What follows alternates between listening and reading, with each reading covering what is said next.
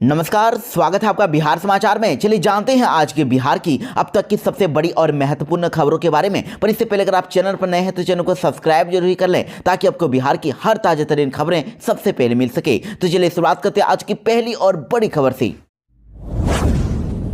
नीतीश सरकार ने खोला नौकरियों का पिटारा, 2 लाख से भी ज्यादा पदों पर होगी भर्ती।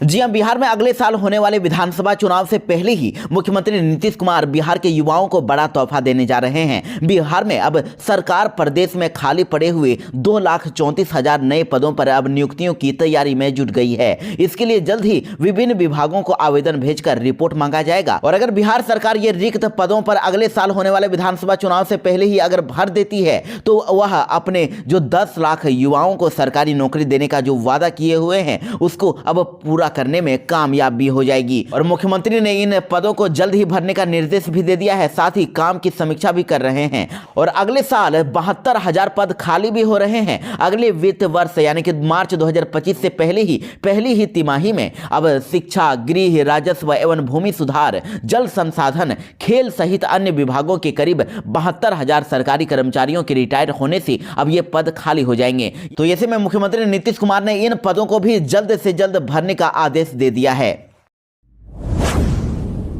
बीपीएससी के परीक्षा में नॉर्मलाइजेशन का विरोध करने वाले 250 लोगों पर दंगा भड़काने की कोशिश का हुआ केस दर्ज। खान कोचिंग के ट्विटर हैंडल का भी है नाम शामिल। जी हां, बिहार लोक सेवा आयोग की 17वीं एकीकृत परीक्षा में नॉर्मलाइजेशन के खिलाफ अभ्यर्थियों के द्वारा किए गए हंगामे और विरोध प्रदर्शन के मामले में अब गर्दनीबाग पुलिस ने गिरफ्तार छात्र नेता दिलीप कुमार के साथ ही 250 अज्ञात पर दंगा भड़काने का प्रयास, षड्यंत्र रचने और सरकारी कार्य में बाधा डालने का मुकदमा दर्ज किया है। आपको बता दें कि कोर्ट में प्रस्तुत करके छात्र नेता दिलीप कुमार को अभी जेल भेज दिया गया है और इधर 250 लोगों पर अब मुकदमा दर्ज होने के बाद इन लोगों की अब पहचान करने में अब पुलिस जुट गई है। वहीं खान सर की रिहाई को लेकर भड़काऊ पोस्ट करने वाले खान ग्लोबल स्टडीज नाम एक्स ट्विटर हैंडल के खिलाफ सचिवालय थाने में अलग से मुकदमा भी दर्ज किया गया है। जानकारी के लिए आपको बता दें कि सोशल मीडिया पर खान ग्लोबल स्टडीज नाम के एक्स ट्विटर हैंडल से भ्रामक और भड़काऊ पोस्ट किया गया था।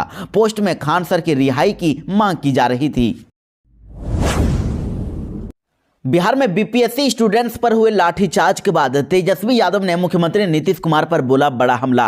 कहा होश में नहीं है सीएम नीतीश, बिहार में चल रही है लाठी डंडे वाली सरकार। जी हां, बिहार में 6 दिसंबर को पटना में बीपीएससी के कार्यालय के बाहर 17वीं बीपीएससी अभ्यर्थियों ने नॉर्मलाइजेशन के खिलाफ आंदोलन किया और इस दौरान बीपीएससी अभ्यर्थियों पर लाठीचार्ज कर दिया गया। अभ्यर्थियों पर हुए लाठीचार्ज से विपक्ष के नेता लगातार सत्ता पक्ष पर अब हमला बोल रहे हैं और अब तेजस्वी यादव ने भी सीएम नीतीश पर बड़ा हमला बोला है। उन्होंने कहा कि रिटायरमेंट की उम्र में मुख्यमंत्री अभ्यर्थियों पर लाठी चलवा रहे हैं। अभ्यर्थियों पर लाठी चली है, ये लाठी डंडे वाली सरकार है। बिहार में अफसरशाही पूरे चरम पर है और मुख्यमंत्री होश में नहीं है कि बिहार में क्या हो रहा है। बिहार इनसे चल नहीं पा रहा है और बिहार में लगातार छात्रों के भविष्य के साथ खिलवाड़ हो रहा है। वहीं तेजस्वी यादव ने बीपीएससी का सर्वर फेल होने के कारण जो स्टूडेंट्स फॉर्म नहीं भर पाए उनको एक और मौका दिए जाने की मांग की है। बीपीएससी नॉर्मलाइजेशन के खत्म करने की मांग को लेकर आयोग के साथ छात्रों की बैठक खत्म हुई, लेकिन अभ्यर्थियों ने कहा कि कुछ भी क्लियर नहीं हुआ है और अब हम मुख्यमंत्री से मिलेंगे। जी हाँ, 17वीं बीपीएससी परीक्षा 13 दिसंबर को होने वाली है, यानी कि बहुत ही कम टाइम बचा हुआ है। इसी बीच अब परीक्षा की डेट को बढ़ाने की मांग ने अब जोर पकड़ लिया है। पहले नॉर्मलाइजेशन के नाम पर अभ्यर्थियों ने पटना में प्रदर्शन किया और अब सर्वर डाउन होने की वजह से जो छात्र फॉर्म नहीं भर पाए उन्हें मौका मिलने की मांग तेज हो गई है। और इसी कड़ी में देखिए बीपीएससी के चेयरमैन से अभ्यर्थियों ने प्रतिनिधिमंडल ने मुलाकात की और इस बैठक के बाद भी छात्रों को किसी तरह का कोई भी आश्वासन नहीं मिला है। प्रतिनिधिमंडल के सदस्यों ने मीडिया को जानकारी देते हुए कहा कि आयोग ने कुछ भी क्लियर नहीं किया है, बातों में बस फंसा दिया गया है और वो अब 80,000 और 4 लाख अभ्यर्थियों को अलग अलग देख रहे हैं। आयोग को ये विरोधाभास है कि 80,000 की वजह से 4 लाख छात्रों को परेशान नहीं कर सकते हैं, जबकि उप मुख्यमंत्री ने ये मामला 5 लाख छात्रों का बताया था। वहीं आयोग 80,000 छात्रों को अलग अलग करके ये बता रहा है कि ये आंदोलन वाले हैं, ये से ही हैं और ये सही नहीं है। छात्रों ने कहा कि हम लोगों की मांग रीओपन और परीक्षा की डेट बढ़वाने की है। आयोग ने सिर्फ इतना कहा है कि हम लोग सोच रहे हैं, विचार कर रहे हैं, लेकिन छात्र कितना परेशान होंगे ये सोच रहे हैं। ये बैठक के बाद अब छात्रों की मुख्यमंत्री से मिलने की मांग है, यानी कि छात्र अब मुख्यमंत्री नीतीश कुमार से मिलने वाले हैं। बेतिया राज के बाद अब खास महल के जमीनों पर सरकार की नजर। हजारों एकड़ भूमि को कब्जा मुक्त कराने की है तैयारी। जी हां, बिहार में जमीन सर्वे के बीच अब सरकार ने सरकारी जमीनों को अवैध अतिक्रमण से मुक्त कराने का काम शुरू कर दिया है। जहां जहां भी सरकार की जमीन है, जिस पर भी लोगों ने कब्जा कर रखा है, उन सभी को अब लोगों से मुक्त कराया जाएगा। और बेतिया राज की जमीन के बाद देखिए अब सरकार की नजर खास महल की जमीनों पर है। खास महल की 15,000 एकड़ जमीन को सरकार अब अतिक्रमण मुक्त कराएगी। इसको लेकर सरकार ने तैयारी शुरू कर दी है। दरअसल बिहार में खास महल की 4,000 एकड़ से अधिक जमीन है और बिहार के 12 जिलों में 4,193 एकड़ जमीन खास महल की है। केवल पटना में ही 137 एकड़ से अधिक जमीन है, वहीं बक्सर में 108 एकड़ जमीन है। खास महल की इन सभी जमीनों को अब राज्य सरकार अवैध कब्जा से मुक्त कराने जा रही है। इसको लेकर बड़े पैमाने पर अभियान चलाया जाएगा और इसके साथ ही लोगों को चेतावनी भी दी गई है। बिहार सरकार के राजस्व एवं भूमि सुधार मंत्री दिलीप जायसवाल ने कह दिया है कि खास महल की जमीन जिन लोगों के कब्जे में है, या तो वो जमीन का भाड़ा दें या फिर जमीन खाली कर दें। बताया जा रहा है कि इन जमीनों पर 200 करोड़ से अधिक टैक्स बकाया है और सरकार इसको लेकर जल्द ही कानून भी लाने जा रही है। बिहार सरकार अब जानेगी शिक्षा व्यवस्था का हाल। 81,000 सरकारी विद्यालयों को इन मानकों पर मिलेगी रैंकिंग। जी हां, बिहार में नए शैक्षणिक सत्र की शुरुआत से पहले मार्च में राज्य के सभी 81,000 विद्यालयों की रैंकिंग करके सरकार शिक्षा व्यवस्था का हाल जानेगी। इसके लिए शिक्षा विभाग के द्वारा कई मापदंडों के आधार पर रैंकिंग देने की योजना को अमल में लाने की तैयारी चल रही है। विभाग का कहना है कि बिहार में स्कूली शिक्षा में और बेहतर सुधार लाने का सरकार का ये एक्शन प्लान है और इस प्लान के जरिए पहली बार सरकारी विद्यालयों की रैंकिंग करने का अहम निर्णय लिया गया है। सरकार के इस फैसले से स्कूली शिक्षा और छात्र छात्राओं के समग्र विकास पर जोर रहेगा और इसके लिए सरकारी विद्यालयों की गुणवत्ता में सुधार लाने की प्राथमिकता दी जाएगी। बिहार के सैनिकों और पूर्व सैनिकों के लिए बड़ी घोषणाएं। नीतीश सरकार ने वीरता पुरस्कार की राशि बढ़ाई। जी हां, सशस्त्र सेना झंडा दिवस के मौके पर सैनिक कल्याण निदेशालय के निदेशक ब्रिगेडियर मृगेंद्र कुमार ने मुख्यमंत्री नीतीश कुमार से मुख्यमंत्री आवास में मुलाकात करके उन्हें सशस्त्र झंडा दिवस का फ्लैग लगाया और राज्य सरकार के द्वारा बिहार निवासी सैनिकों और पूर्व सैनिकों के कल्याण एवं पुनर्वास को लेकर महत्वपूर्ण कदम उठाए गए और अनुग्रह अनुदान राशि को 11 लाख जो मिलता था उसको बढ़ाकर अब 21 लाख रुपए कर दिया गया है और सशस्त्र सेना की सैन्य सेवा से विमुक्त दिव्यांग सैनिकों के लिए अनुग्रह अनुदान की राशि को 50,000 रुपए से बढ़ाकर 2 लाख रुपए कर दिया गया है। इसके साथ ही बिहार निवासी शौर्य पुरस्कार विजेताओं को दी जाने वाली सम्मान राशि में भी वृद्धि की गई है, जिसकी लिस्ट आप स्क्रीन पर देख सकते हैं। इनकी अब सम्मान राशि को और भी ज्यादा बढ़ा दिया गया है। शराबबंदी के बाद अब बिहार में बढ़ा सूखे नशे का चलन। 10 करोड़ की नशे के खेप के साथ माफिया अरेस्ट। जी हां, बड़ी खबर पूर्वी चंपारण के मोतिहारी से आ रही है, जहां पुलिस ने गुप्त सूचना के आधार पर नशे की एक बड़ी खेप को जब्त किया है। लखोरा थाना के छोटा पकही में छापेमारी करके पुलिस ने करीब 10 करोड़ के नशीले पदार्थों को बरामद किया है। छापेमारी के दौरान भोला राय के घर से लगभग 11 किलो स्मैक, 6 किलो चरस और 2 किलो गांजा बरामद हुआ है, जिसकी कीमत 10 करोड़ रुपए आंकी गई है। पुलिस ने इस मामले में माफिया भोला राय को भी गिरफ्तार कर लिया है और उससे पूछताछ कर रही है। महुआ से विधानसभा चुनाव लड़ेंगे लालू प्रसाद यादव के बेटे तेज प्रताप यादव। हाजीपुर में किया बड़ा ऐलान। जी हां, अगले साल 2025 में होने वाले बिहार विधानसभा चुनाव में अभी देरी है, लेकिन अभी से ही विधानसभा चुनाव की सुगबुगाहट अब तेज हो गई है। देखिए, राष्ट्रीय जनता पार्टी यानी कि आरजेडी के सुप्रीमो लालू प्रसाद यादव के बड़े बेटे तेज प्रताप यादव ने अपनी सीट का ऐलान कर दिया है। उन्होंने महुआ विधानसभा सीट पर अपना दाव ठोक दिया है। तेज प्रताप यादव पहले भी महुआ सीट से चुनाव जीत चुके हैं। वे नीतीश कुमार की महागठबंधन सरकार में स्वास्थ्य मंत्री बनाए गए थे। मीडिया के सवालों का जवाब देते हुए तेज प्रताप यादव ने कहा कि वैशाली जिले के महुआ विधानसभा क्षेत्र से चुनाव मैं ही लड़ूंगा। इसके साथ ही उन्होंने ये भी कहा कि मैंने महुआ में सड़क बनवाया है, अस्पताल बनवाया है, महुआ का विकास करवाया है। हम अगर चुनाव नहीं लड़ेंगे तो कौन लड़ेगा। बिहार में संशोधित नर्सिंग सेवा नियमावली को मिली मंजूरी। बिहार में 21,000 से भी ज्यादा पदों पर नियुक्तियों का रास्ता हुआ साफ। जी हां, बिहार के स्वास्थ्य विभाग में काम करने वाली परिचारिका यानी कि नर्स बहाली की नियुक्ति और साथ ही प्रमोशन की नई नियमावली स्वीकृत कर ली गई है। और पहले की नियमावली में संशोधन के बाद अब मूल कोटि स्टाफ नर्स के पदों पर नियुक्ति सीधी भर्ती या प्रतियोगिता परीक्षा की निर्धारित प्रक्रिया और आयोग की अनुशंसा पर अब होगी। नियमावली संशोधन पर मंत्रिमंडल ने अपनी स्वीकृति दे दी है। इसके बाद अब बिहार में 21,000 से भी ज्यादा नियुक्तियों का रास्ता भी साफ हो गया है। और स्वास्थ्य विभाग से मिली जानकारी के अनुसार अब मूल कोटि स्टाफ नर्स के पद पर बहाली के लिए संशोधित नियमावली में जो प्रावधान किए गए हैं उसके अनुसार नियुक्ति के लिए शैक्षणिक योग्यता और अर्हता मान्यता प्राप्त संस्थान से भारतीय नर्सिंग परिषद यानी इंडियन नर्सिंग काउंसिल नई दिल्ली द्वारा निर्धारित GNM कोर्स में पास के साथ ही संबंधित प्रमाण पत्र भी आवश्यक होगा।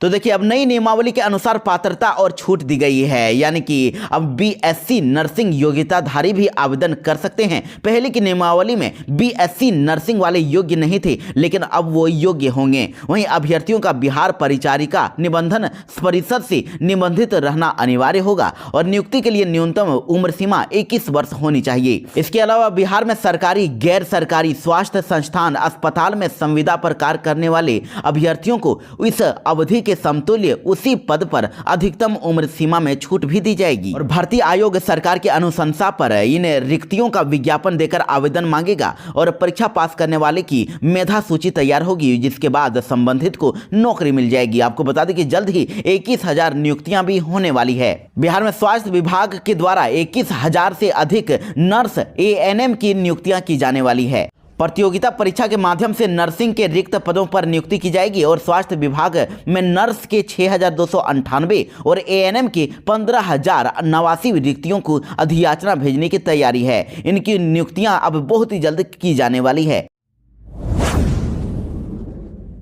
बिहार के इस जिले में खुलेगा 1 लाख लीटर क्षमता का डेयरी प्लांट, रोजगार का भी मिलेगा मौका। जी हां, बड़ी खबर है। मुख्यमंत्री नीतीश कुमार ने शनिवार को गोपालगंज जिले के कटैया प्रखंड के बेरिया गांव में 1 लाख लीटर प्रतिदिन क्षमता के दुग्ध उत्पादन संयंत्र का शिलान्यास किया है। मुख्यमंत्री ने अधिकारियों को निर्देश देते हुए कहा कि यहां दुग्ध उत्पादन संयंत्र का शिलान्यास किया गया है और इसका काम निर्धारित समय सीमा के अंदर ही पूरा भी किया जाए। इसका काम पूरा हो जाने से आसपास के इलाके के लोगों को काफी फायदा मिलेगा और इस परियोजना में टोटल 54 करोड़ 64 लाख रुपए खर्च होने वाले हैं। बड़ी खबर आ रही है। MLA के रिश्तेदार की राइस मिल में 3 दिन से चल रही है छापेमारी। बाराती बनकर 40 गाड़ियों से पहुंची थी IT की टीम। जी हां, मोतिहारी से बड़ी खबर है। उत्तर बिहार के बड़े राइस मिल रिपू राज के पिछले 3 दिनों से आयकर विभाग की टीम छापेमारी कर रही है। आपको बता दें कि शनिवार की देर शाम को आयकर विभाग की टीम बाराती बनकर फैक्ट्री में पहुंची थी और 40 गाड़ियों पर दुल्हा दुल्हन के नाम पर स्टिकर लगाकर इनकम टैक्स की टीम ने धावा बोल दिया था, जिसके बाद हड़कंप मच गया था। और जानकारी के मुताबिक रिपू राज राइस मिल बिहार सरकार के पूर्व मंत्री और BJP विधायक के एक रिश्तेदार की बताई जा रही है और छापेमारी के दौरान सभी कर्मी फैक्ट्री के अंदर ही थे और शाम से किसी भी कर्मी को बाहर नहीं निकलने दिया गया और इसके साथ ही सभी कर्मियों के मोबाइल और आधार कार्ड को जब्त कर लिया गया है। इनकम टैक्स की टीम ने बाराती बनकर जब से राइस मिल में एंट्री मारी है तभी से छापेमारी चल रही है और विभाग ने इस फैक्ट्री के चार्टर्ड अकाउंट आनंद कुमार के मोतिहारी में स्थित आवास पर भी छापेमारी की है, जहां से टीम ने कंप्यूटर और हार्ड डिस्क के साथ ही अन्य दस्तावेजों को भी जब्त किया है। अब आपको बिजली कंपनी से आ सकता है फोन, पूछे जाएंगे कुछ सवाल। जी हां, बिहार में अब बिजली कंपनी आपको फोन कर सकती है और आपसे कुछ सवाल कर सकती है। यह कंपनी आपके द्वारा उपलब्ध कराए गए नंबर पर कॉल करेगी और बिजली कंपनी आपसे सवाल कर सकती है और पूछ सकती है कि क्या आपके घर पर ज्यादा AC चल रहा है, पंखा बंद नहीं हो रहा है या जाड़े के दिनों में आमतौर पर घरों में चलने वाले ब्लोवर, हीटर और गीजर आदि अधिक चल रहा है। स्मार्ट प्रीपेड मीटर के उपभोक्ताओं ने जो नंबर दिया है उसी पर मैसेज या फोन आएगा। दिल्ली में विधानसभा चुनाव से पहले शुरू हुआ पोस्टर वार। बीजेपी ने कहा घोटालों का मकर जाल, तो आप पार्टी बोली केजरीवाल झुकेगा नहीं।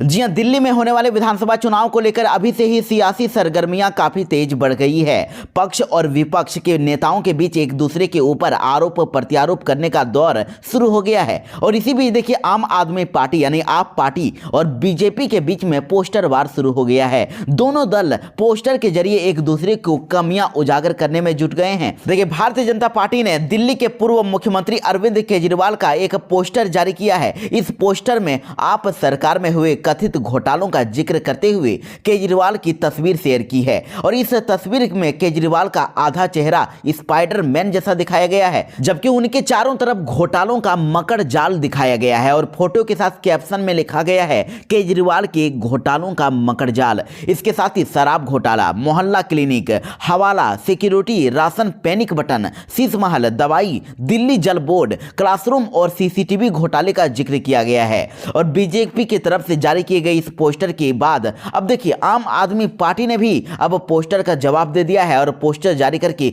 बीजेपी पर पुष्पा स्टाइल में पलटवार किया है। आम आदमी पार्टी ने सोशल मीडिया एक्स पर दिल्ली के पूर्व मुख्यमंत्री अरविंद केजरीवाल का एक पोस्टर जारी किया है, जिसमें अरविंद केजरीवाल को पुष्पा स्टाइल में दिखाया गया है। आम आदमी पार्टी ने केजरीवाल के हाथ में झाड़ू देकर लिखा है फिर आ रहा है केजरीवाल। और वहीं पोस्टर में यह भी लिखा गया है कि केजरीवाल झुकेगा नहीं, जिसके बाद से अब केजरीवाल के पुष्पा स्टाइल की चर्चा तेज हो गई है। मधुबनी में कुहासे का कहर, बस और ऑटो की टक्कर में एक की हुई मौत, 4 लोग घायल। मधुबनी में कुहासे के कारण बस और ऑटो की टक्कर में एक व्यक्ति की मौत हो गई है। इस हादसे में महिला के साथ ही 4 लोग घायल हो गए हैं। सभी घायलों को डीएमसीएच रेफर कर दिया गया, जहां ऑटो ड्राइवर की हालत अभी गंभीर बनी हुई है। वहीं सूचना पाकर मौके पर पहुंची पुलिस ने मृतक एनुल साफी के शव को अपने कब्जे में ले लिया है, जिसे पोस्टमार्टम के लिए मधुबनी सदर अस्पताल भेज दिया गया। वहीं टक्कर होने वाली ड्राइवर बस लेकर मौके से फरार हो गया। बताया जाता है कि ठंड शुरू होने के साथ ही सड़कों पर घना कुहासा छा जाता है, जिसकी वजह से घटना घटी है। बताया जा रहा है कि माधवपुर बस स्टैंड से पटना के लिए ये बस खुली थी, जिसका रजिस्ट्रेशन नंबर भी पता चल गया है। और इस रजिस्ट्रेशन नंबर के आधार पर उसके मालिक और ड्राइवर की पहचान की जा रही है। बिहार के बेतिया में टला बड़ा हादसा, बेलगाम ट्रक ने 7 बाइकों को रौंद दिया, बाल बाल बची लोगों की जान। जी हां, बेतिया से ये बड़ी खबर है। ये बड़ा हादसा हो सकता था। अनियंत्रित ट्रक ने आधा दर्जन बाइक को अपनी चपेट में ले लिया, सभी को रौंद दिया। सभी बाइक सवार अनियंत्रित ट्रक को अपनी ओर आता देखकर अपनी अपनी बाइक को छोड़कर वहां से भाग गए थे, तब जाकर उनकी सभी की जान बच पाई। ये घटना बेतिया लोरिया NH 727 सनीचरी थाना के अंतर्गत बहुवरवा गांव के पास की है। बताया जाता है कि एक ट्रक बेतिया से लोरिया की तरफ जा रही थी, तभी उस ट्रक का पहिया ब्लास्ट हो गया, जिसकी वजह से ट्रक का ड्राइवर अपने नियंत्रण खो बैठा और सड़क किनारे खड़ी बाइकों को घसीटते हुए थोड़ी दूर जाकर खड़ा हो गया। बिहार में एक ठेकेदार ने बैंक में घुसकर महिला मैनेजर से की बदसलूकी, फोन और पर्स को पटक दिया और देता रहा भद्दी भद्दी गालियां। वीडियो हुआ वायरल। जी हां, यह मामला पटना का है। पटना गांधी मैदान थाना क्षेत्र में केनरा बैंक की शाखा में घुसकर ठेकेदार राकेश कुमार सिंह ने महिला मैनेजर से बदसलूकी की, उन्हें गालियां दी और फोन और पर्स भी पटक दिया, मारने के लिए हाथ भी उठाया। और घटना के बाद से मैनेजर सदमे में है। किसी तरह सहकर्मी के साथ वह थाने पहुंची और शिकायत दर्ज कराई है। और उन्होंने सीसीटीवी कैमरे के फुटेज और मोबाइल की रिकॉर्डिंग भी अब सबूत के रूप में प्रस्तुत की है। थानेदार सीताराम के निर्देश पर दारोगा रश्मि ने अब आरोपित ठेकेदार को गिरफ्तार कर लिया है। वह गर्दनीबाग के आम बगीचा मोहल्ले का रहने वाला है और थानेदार ने बताया है कि राकेश कुमार सिंह को गिरफ्तार करके न्यायिक हिरासत में भेज दिया गया है। वैसे बताया जाता है कि ठेकेदार राकेश कुमार सिंह ने लोन के लिए केनरा बैंक की गांधी मैदान शाखा में आवेदन किया था। उसका सिविल स्कोर सही नहीं था,